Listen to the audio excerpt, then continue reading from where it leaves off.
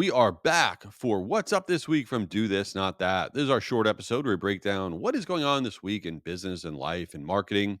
We still have our Ask Us Anything later in the week and then our big tips episode at the end of the week. So, what is going on? Well, I saw the survey results of something that MP Digital came out with, and it blew my mind. They asked 15,000 people, would you rather have 1 million followers or $1 million? When I saw this, I'm like, well, who wouldn't pick $1 million? But you know what? Apparently, a lot of people want followers. And it's really a lot of the younger people. So 79% of people ages 18 to 25 said they want 1 million followers. 79%. And then even ages 26 to 40, 53% of the people said they want 1 million followers over $1 million. That is wild. It flips the script though when you get over 40. So people 41 and above, 75% of them want the $1 million. I fall in that bucket. I mean, all day long. I don't care. You could take away every follower I have. Who cares? And when they asked the younger people why they want the followers over the money, they said fame, respect, and status. Seriously. And this is really why influencer marketing is so effective, because people care when they see that somebody has followers. They legitimately care. And so they'll listen to what those people say. I mean, it's bananas. Anyway, what else is going on? So I don't know if you saw this, but Amazon Prime Day happened like a week or two ago.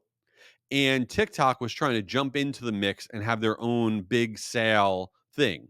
So TikTok sought to take on Amazon's big summer deals blitz, right? And they put on their own competing event. It was called Deal for You Days. And they were pushing it really hard. But Salesforce just came out with data about how did Deals for You Days, which was the competitive event that TikTok did against Amazon Prime Day, how did it do? Well, based on 1.5 billion shoppers across all of their different products and data points, it suggests that TikTok's Deal for You Days was not that great. So for non-Amazon retailers, gross merchandise volume in the United States rose 3% year over year during the 2-day period of Amazon Prime Day. So for everyone that's not affiliated with Amazon and they're doing their own sales, because a lot of people do that to try to piggyback on what Amazon's doing, they saw their sales for those 2 days rise about 3%. What's wild is that TikTok, who put on an event, right, trying to piggyback on what Amazon was doing, but they did it a week prior. Their Deals for You Days was a week prior. Their sales for the same period were actually down 6%. They went down. So that was not going so well. So they got to retool that. The other thing going on is the Olympics, of course. And as marketers, whether you're into the Olympics or not, I happen to be into the Olympics.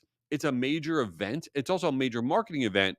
And it permeates through the minds of all of us here and actually has an impact on all marketing, not just if you're Nike running a big ad. So, what's interesting is that subjectline.com just came out with some research on certain words and phrases that have been giving a boost to email marketing performance since the opening ceremonies. And I got to tell you, I'm being honest here.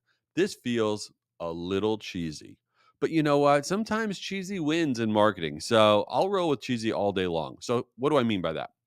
So, in the subject line, if you include words like champion, Olympic, gold medal, dream team, they are boosting email open rates since the opening ceremony by about 15%. And bonus, if you start your subject line with a gold medal emoji, it's actually boosting open rates right now by about 20%. So, yeah, you could write subject lines like gold medal solutions for your small business or join the HR dream team, Olympic size savings inside, go for the gold. I don't know. I got to see if I want to get on this train because it feels a little cheesy, but it's working. And that's why we got to talk about it. So let's get into nonsense, things that are totally irrelevant. This might not be just about today, but I'm annoyed about something. Every time I go on Netflix or any of the streaming stuff, all the shows that I'm into are like I'm waiting for the next season. And when I dug into a little bit, I realized that these shows are not putting out seasons for such a long period of time. So, for example, Euphoria, which I really don't watch, but Euphoria announced that their next season is going to begin production in January. That's going to be 3 years after the second season ended. And Severance, which is a great show on Apple TV, they won't return for their season 2 until January, which is 3 years after it premiered on Apple. That's ridiculous. 3 years? Are you kidding me? And Bridgerton, which just got released with his latest season, the people that are making the show said it will be at least 2 years before the next one's ready, which means probably 3 years. And Stranger Things, right, is in the middle of a 3-year gap between season 4 and season 5. And forget about Yellowstone. I mean, by the time Yellowstone returns, it's going to be like 17 years before that second half of that season comes back. So I don't know why I'm on this soapbox. I don't know why this bothers me so much, but can we get back to the way it used to be where you watch a show, it's gone for I don't know, 4 or 5 months, 6 months, whatever, and then it comes back. This stinks. Anyway, you know what else stinks? Hopefully not this podcast, but it might. But if it doesn't, leave it a review. It actually helps a lot.